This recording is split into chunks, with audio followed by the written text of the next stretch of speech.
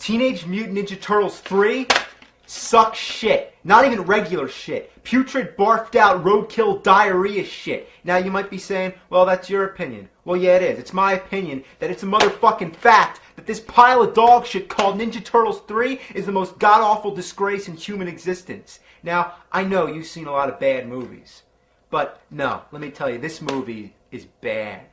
Like, how bad? Like, is it the worst of the Turtles trilogy? Oh, undeniably, but that's not the point. My point is that this is the worst fucking movie I've ever seen in my life. Now, I can tell you from the perspective of a 12-year-old and a 26-year-old that it needs to rot in hell, in Satan's asshole. Now, what I mean by that is I was 12 the first time I saw the movie in the theaters in 1993, and I was such a big Turtle fan, I just accepted it. I just held the truth inside, and, you know, it's just been tearing away at me all these years. And now, looking back at it, I just gotta come clean and honest, man. I just gotta let it all out. This movie is fucking terrible! To understand how it was such a big letdown, I need to put you into the time. Think back to the late 80s, and if you weren't there, then just try to imagine. Ninja Turtles were the fucking shit. And I mean they were awesome, and every kid I knew couldn't get enough of them, even though it was everywhere. There were video games, comics, action figures, and of course the cartoon series. In 1990, all this turtle craze would soar to a higher new level. This is when we were given the first big-screen, live-action Ninja Turtle movie. The taglines would say things like, "Lean green and on the screen," and "Hey dudes, this is no cartoon." I was 10, and I can't even describe in words how psyched I was. This was like the big kid version of Ninja Turtles. It was rated PG, it was dark, a little violent, the Turtles talked like adults using words like damn. Don't just ninja kick the damn rabbit! Damn! Come back here! I'm not finished with you! Damn! The battle scenes got us all pumped up, and for guys in costumes, it was a pretty great display of physical talent and fight choreography, not to mention those awesome turtle moves. I think of this movie as the end of the 80s and the beginning of the 90s. I can't think of another film at the time that had such a big impact on the youth, and it just reeked of the culture. There was skateboarding, video games, bubblegum, and kids with cigars. Well, bottom line, it was the definitive Turtle movie. Never did I expect another. It ends with the classic confrontation of Splinter and Shredder, much like Obi-Wan and Darth Vader. And they find out who Shredder really is. Splinter flips him over the rail where he falls to his doom. The Foot Clan falls. Everything's resolved at the end. All the loose ends tied. There's no way there'd be a sequel, right? Well, the next year, to my surprise, there was Ninja Turtles 2, The Secret of the Ooze. The jokes were cornier. The fighting scenes were stupider. In what seems like an attempt to tone down the violence, the Turtles, they use all kinds of silly objects as weapons. And besides, they never say damn anymore. But regardless, it had all us kids going crazy. It felt like it was a necessary sequel since it advanced the story further, and it pit the Turtles up against other mutants, made by the same ooze that mutated them. So, they met their match. In the first movie, they only fought humans, but during the cartoon, they were fighting all kinds of other mutant characters. So we thought that this was going to be the live-action version of Bebop and Rocksteady. But we got instead were two new characters named Tokka and Razar. Nevertheless, all my friends at school still called them Bebop and Rocksteady, even though it's kind of obvious that Bebop and Rocksteady were a rhinoceros and a warthog, while Tokka and Razar were a snapping turtle and a wolf. Well, that's true, but the real reason a lot of us called them Bebop and Rocksteady was because we were attached to the TV series and the line of action figures, so we wanted the movies to represent those characters. So now that a Ninja Turtles sequel existed, we knew at this point that there was going to be another. This wasn't just a one-movie deal, this was going to be a series, and we would get to see live-action incarnations of many of our favorite characters yet to come. Or maybe not. We had to wait another 2 years before another Ninja Turtle movie was finally announced. So we're thinking, well, because they're taking so much longer on this one, it's going to be incredible. I remember actually having dreams about going to see Turtles 3, and then waking up and being pissed off that it wasn't real. The wait was fucking killing me. There's already a third Ninja Turtles game on Nintendo, The Manhattan Project. Would that be the subtitle of the movie too? My friends and I all debated what it would be. Would it be Ninja Turtles 3, The Advent of Krang, Ninja Turtles 3, The Revenge of Shredder, Ninja Turtles 3, Enter Dimension X, Ninja Turtles 3, Here Comes the Technodrome? Well, no, we were far off. It was like landing on the zero in roulette. everyone fucking loses. The movie had no subtitle at all. While today, whenever I bring up the film, often people insist that there was a subtitle, Turtles in Time. But to clear that up once and for all, Turtles in Time was the name of the video game, and it had nothing to do with that awful movie. Yes, in the movie they go back in time, but it's to ancient Japan, while in the game they go back to several different times, as well as the future. It was the second Turtles game in the arcade, and it was also on Super Nintendo, known as Turtles 4. But back to my question, why was there no subtitle in the movie? They subtitled the last movie. Well, I have an answer. Look under that title. You see that blank, empty space? Let that be an indication of the blank, empty imagination employed within, and the void it left in our hearts. So who's the villain in this movie? Is it going to be Krang? Since even the first movie we've been hoping for him. Aside from Shredder, he's the main villain in the show. So will it be A, Krang, B, Baxter Stockman, C, the Rat King, D, Leatherhead, E, all the above? Well, the answer is none of the above. The answer is just a big fuck you to all the kids who are waiting so anxiously to see their favorite characters on the big screen. Then you think, well, Shredder's got to be in it, right? Nope, not even him. Well, there's even more reason to bring him back, because at the end of Turtles 2, Shredder uses the last vial of ooze to turn himself into Super Shredder. Now, Super Shredder was awesome, because he was like a monster, but you only see a little bit of him since he's under the dock, all shrouded in darkness.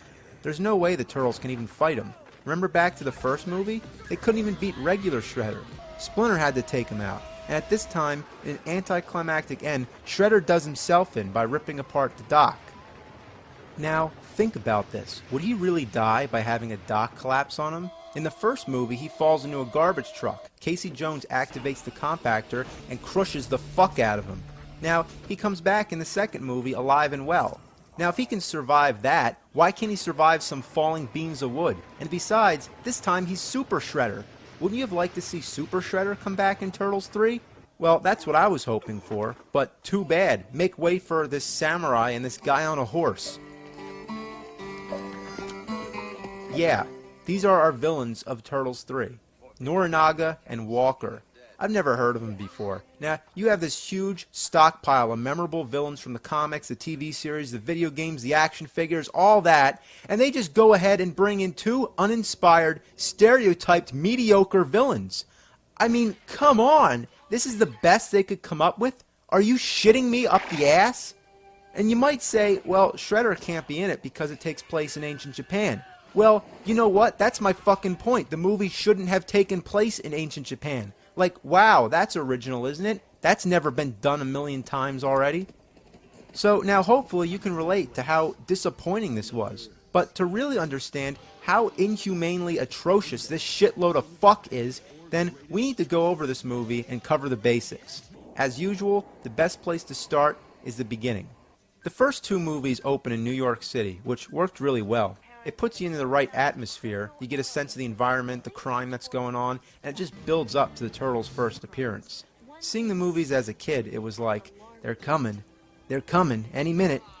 But the third movie begins in ancient Japan, and you know that at this point, it doesn't have anything to do with the Turtles yet. You're just watching some pointless scene with samurais on a horse. Do you feel like you're watching a Ninja Turtles movie? No, you don't. You feel like you're watching some cliché samurai movie. I mean, come on. Could this be any more stock? Maybe if they made it take place in the Old West instead and they began with a train robbery. That's the only way it could be more shallow. Then what happens? It uses a subway train as a transition like we've never seen that, and it cuts to the sewers.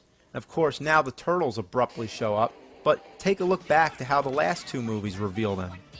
In the first Turtle movie, we don't see them right away.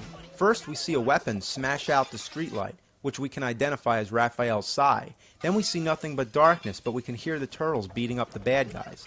Next, we see a little glimpse from the sewer hole. Then we see their shadows, and we know at this moment that right when they come around that corner, we are about to see for the first time the live-action Teenage Mutant Ninja Turtles on the big screen.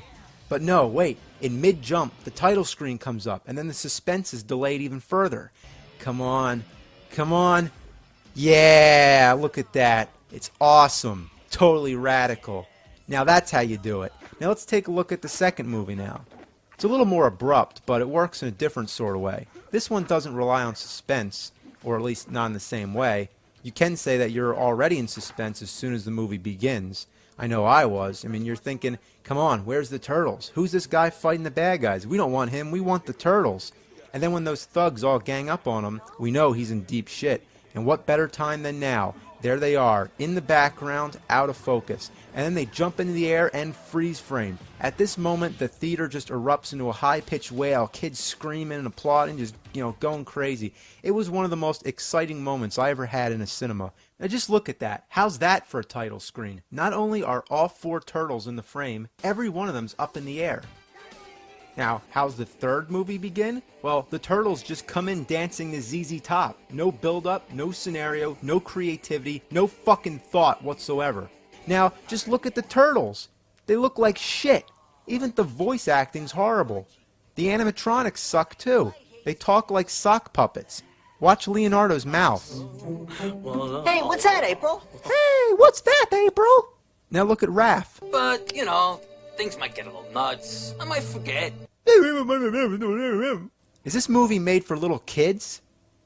Well, I guess it is, so the joke's on me. The worst of all is Splinter. He looks like fucking roadkill. And I guess they never finished him because you only see his upper body. He's like a puppet that should be used on Sesame Street. Even worse is his voice. Have patience, my son. What an assload of fuck. Well, everything sucks. Now, the plot of the movie is, I don't know, I think April buys some lantern from an antique shop and that makes him go back in time. The imagination's just overwhelming. So, the turtles are in ancient Japan, Michelangelo gets captured, and then they have to rescue him and get back to their present time. There's not as many fighting scenes either. Just to prove my case, let's look back at the other movies and count all the battles, but only the ones with the turtles. In Turtles 1, there's Raph versus Casey, that's 1. Raph rescuing April from the Foot Clan, that's 2. Raph on the rooftops and the rest of the turtles joining in, that's 3. And the final battle, all the turtles against the Foot Clan and then Shredder. Well, we can count that as one final battle. So that's 4 battles and 2 of which involve all the turtles. So let's go to Turtles 2. We have the first battle in the shopping center, that's 1. Then the fight at the lab, that's 2.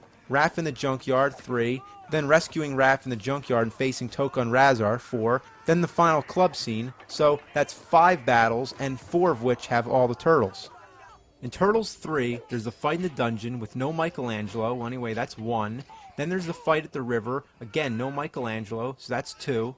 Then there's the final fight with all the turtles, so only 3 battles in the whole movie and only 1 in which Michelangelo's involved. And that pissed me off because he was my favorite turtle. Some of the concepts are just ridiculous. Like when April's thrown in the dungeon, she looks over at this guy next to her and she says, Casey? Okay, so you're saying that Casey Jones had an ancestor in Japan? Well, even if I'm going to accept that, why does she call him Casey? Like he's going to respond? And then, just to push this scene over the edge of mockery, they have this rat creep in. And April says, Yeah, you look familiar too. What? You don't mean... Oh my god, they do. I swear, I didn't make this edit. The movie actually fades from the rat to Splinter, implying that that rat is Splinter's ancestor. Now, April never ceases to amaze me. Of course the fucking rat looks familiar. It's a rat. I can't tell one rat from another. And of all the rats that can be crawling around that dungeon, how does that one just happen to be it? And I gotta say, all the planets must have lined up. April meets both Casey and Splinter's ancestor in a matter of seconds. And I can accept Splinter because it's Japan and that's where he's from, but both of them? That's the biggest fucking coincidence I ever heard in my life. You know what other part I can't stand? This. That turtle duck thing is really getting old. I mean, it was cool the first time, but geez, it's enough of that shit. So is there anything I like? Well, I kinda hate to admit it, but when they're dancing the Tarzan Boy, that's the highlight of the movie.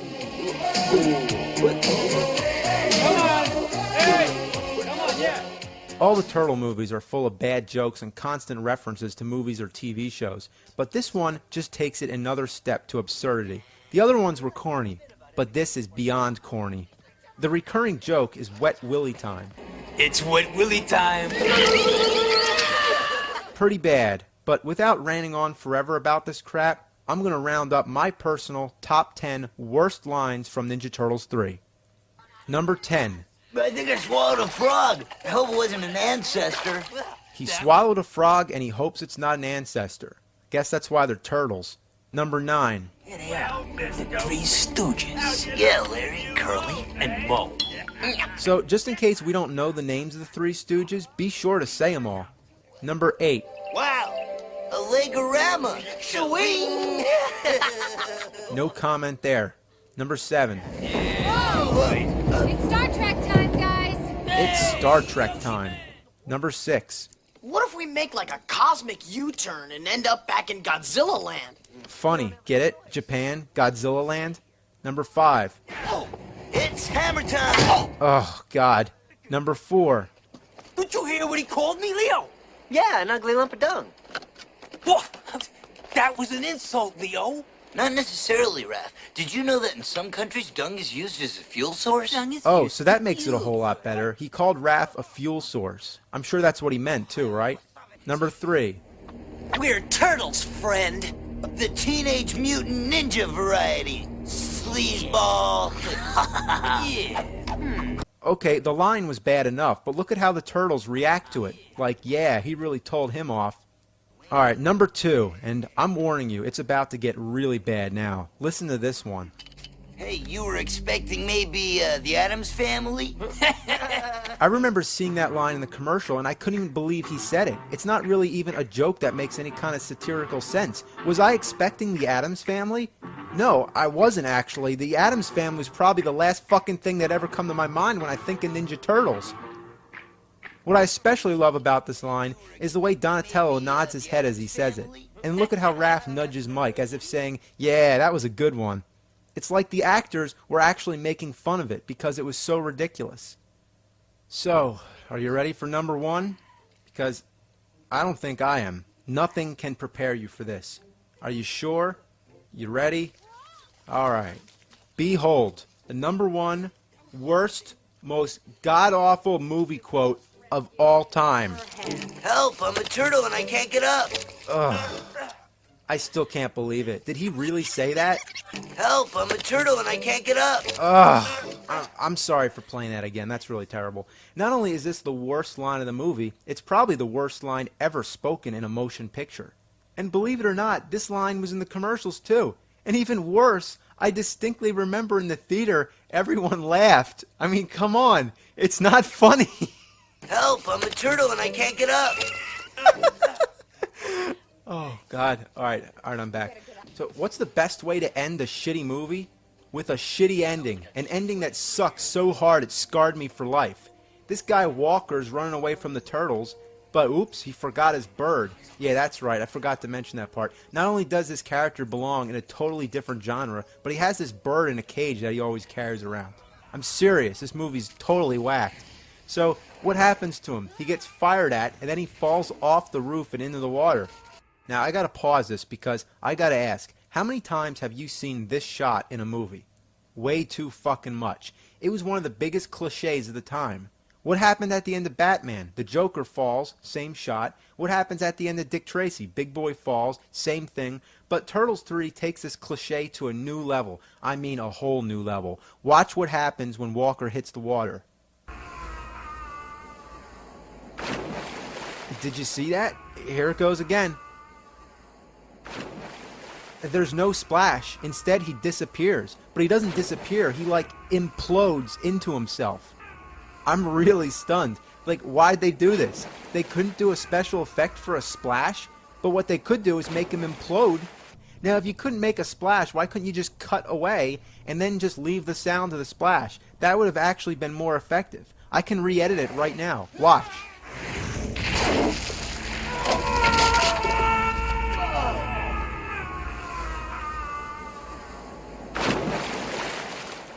See? That's all they had to do. So why make the weird imploding effect? What were they thinking? Now to top off the whole thing and carry on in the tradition of Splinter telling a joke at the end, what do? The worst fucking joke ever to close the worst fucking movie ever. But right before we hear what Splinter says, let's go back to Turtles 1 again. The joke in the first movie is Cowabunga. Cowabunga. Alright, acceptable. I made a funny. Now let's go to Turtles 2. Go, Ninja, go! I made another funny. Can it get any worse than that? Yes, it can. Behold, Splinter's last joke in the Turtles trilogy. Yo, dude. Huh? Yo, dude. Just like Elvis in Blue Hawaii. What a way to end the series. Would there be a follow-up? Would there be a Turtles 4? Fuck no, not after that. It's amazing how it went downhill. The first movie, watching it today, it's still a satisfying experience. It's a good movie. I mean, it's no masterpiece, but it's entertaining, and it leaves you with a happy feeling after watching it. The second one's funny. I mean, it's so bad it's great. But Turtles 3 is just so bad it's bad. Yeah, Turtles 2 had its share of stupidity, like when they crash through a wall and they find out that Vanilla Ice happens to be performing at a club right next door to the bad guy's hideout, and he's able to just bust out a ninja rap all of a sudden. It's retarded, yes, but it's hysterical. It's a guilty pleasure. Now, Turtles 3, it just makes me feel embarrassed. Like, watching it actually makes me cringe. I feel like I have to turn the volume down and face the TV toward the wall and watch in a dark corner somewhere where nobody will ever know. It just leaves you with a bad, bad feeling. Like this movie should not exist. Cowabunga. Cow a fucking piece of dog shit. I'd rather watch crap oozing out of a buffalo's asshole. I'd rather fucking puke diarrhea up my dick. It fucking sucks so much fucking suck it fucks. It fucking sucks so much cocksucker motherfucker bullfuck that, well, something must be done.